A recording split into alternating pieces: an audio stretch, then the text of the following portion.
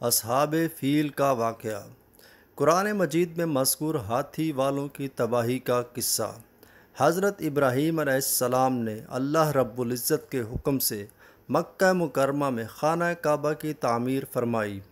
عرب کے لوگ ہر سال وہاں حج کے لیے آتے تھے۔ خانہ کعبہ کا انتظام عرب کے قبیلے قریش کے ہاتھ میں تھا، اس لیے دوسرے تمام قبائل قریش کو عزت و احترام کی نظر سے دیکھتے تھے۔ قرآن مجید کی سورہ فیل میں اصحاب فیل واقعے کا ذکر موجود ہے۔ اس واقعے کے مطابق خانہ خدا کو تباہ کر دینے کی نیت سے آنے والی ہاتھی والوں کی فوج اللہ کے حکم سے خود تباہ و برباد ہو گئی۔ اس واقعے کے مطابق خانہ خدا کو تباہ کر دینے کی نیت سے آنے والی ہاتھی والوں کی فوج اللہ کے حکم سے خود تباہ و برباد ہو گئی۔ خانہ کعبہ کے مقابلے میں کلیسا کی تعمیر۔ عرب کے جنوب میں ملک یمن واقع ہے، جس پر ایک زمانے میں عیسائی حکمران ابرہہ کی حکومت تھی۔ اس نے جب دیکھا کہ لوگ جوگ در جوگ خانہ کعبہ کی زیارت کو آتے ہیں، تو اس نے اپنے ملک میں خانہ کعبہ کے مقابلے میں ایک بہت بڑا کلیسا القیس کے نام سے تعمیر کروایا اور اس کی سجاوٹ پر بے تحاشا رقم خرچ کی۔ اس نے اہل عرب کو دعوت دی کہ خانہ کعبہ کی بجائے اس کے بنائے ہوئے کلیسا میں حج اور طواف کریں، لیکن اس کو اپنے مقصد میں خاطر خواہ کامیابی حاصل نہ ہوئی۔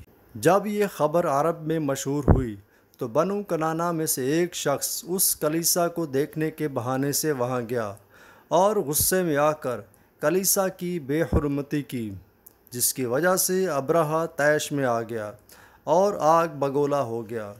اس نے قسم کھائی کہ خانہ کعبہ کی اینٹ سے اینٹ بجا دے گا۔ ویسے بھی ابرہہ کو اچھی طرح معلوم ہو گیا تھا کہ جب تک خانہ کعبہ موجود ہے، لوگ اس کے بنائے ہوئے کلیسا میں حج کے لیے نہیں آئیں گے۔ چنانچہ اس نے ایک بہت بڑی فوج تیار کی۔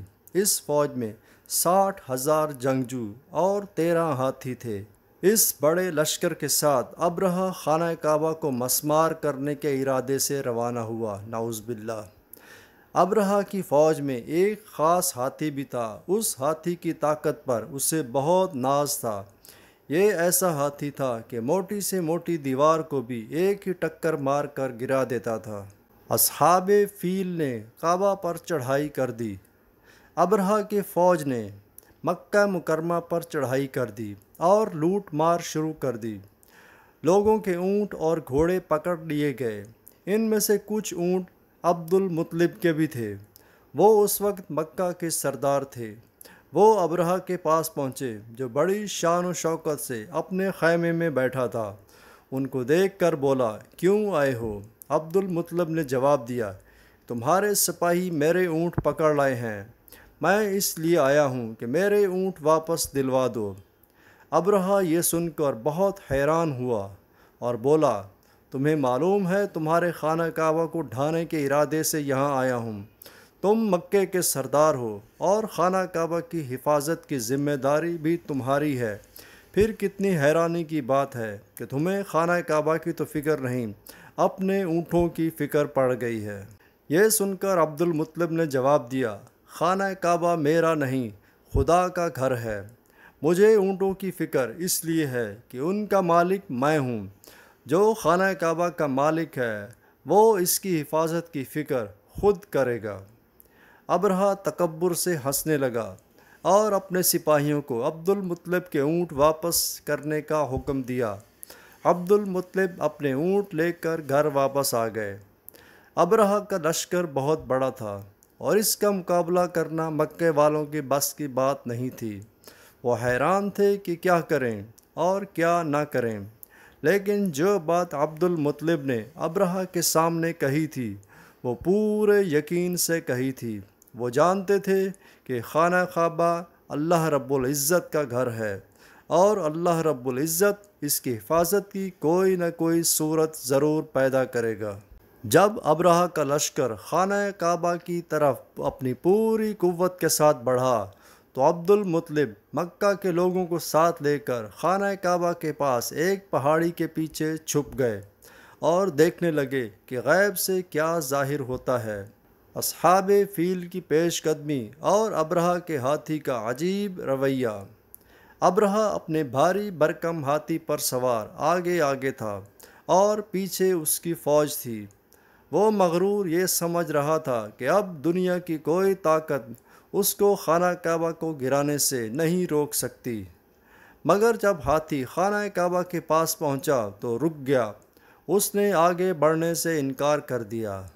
اسے آنکس مارے گئے مگر وہ نہ اٹھا۔ جب مکہ کی طرف سے اس کا رخ موڑ کر اٹھایا تو وہ اٹھا اور تیزی سے یمن کی طرف بھاگنے لگا۔ غرض یہ کہ جب اس کا رخ مکہ مکرمہ کی طرف کرتے تو وہ بیٹھ جاتا اور کسی دوسری طرف کرتے تو وہ اٹھ جاتا۔ یوں معلوم ہوتا تھا کہ مکہ مکرمہ کی طرف رخ کرتے ہی زمین ہاتھی کے پیر پکڑ لیتی ہے۔ کعبہ کی حفاظت کے لیے اللہ رب العزت کی مدد آ پہنچی۔ عین اس وقت جب یہ لشکر مزدلفہ سے نکل کر وادی محصر میں داخل ہوا تو آسمان سے ابابیلوں کے جھنڈ دکھائی دیے۔ ان کی چونچ میں زہریلے اثرات رکھنے والی کنکریاں تھیں۔ ہر ابابیل نے 3 کنکریاں اٹھائی ہوئی تھیں، ایک کنکری چونچ میں اور ایک پنجے میں۔ ابابیلوں نے یہ کنکریاں ابرہہ اور اس کے لشکر پر برسائیں۔ ابرہہ، اس کا ہاتھی اور تمام لشکر ہلاک ہو گیا۔ ابرہہ کو یہ کنکریاں لگیں تو ہاتھی پر بیٹھے بیٹھے اس کی گردن لڑک گئی، بدن پھٹ گیا اور اس سے بدبودار خون بہنے لگا۔ اس طرح عبد المطلب کی بات سچ ثابت ہوئی کہ خانہ کعبہ اللہ کا گھر ہے اور وہی اس کی حفاظت کرے گا۔ قرآن مجید میں اصحاب فیل کا ذکر۔ یہ واقعہ اصحاب فیل کہلاتا ہے۔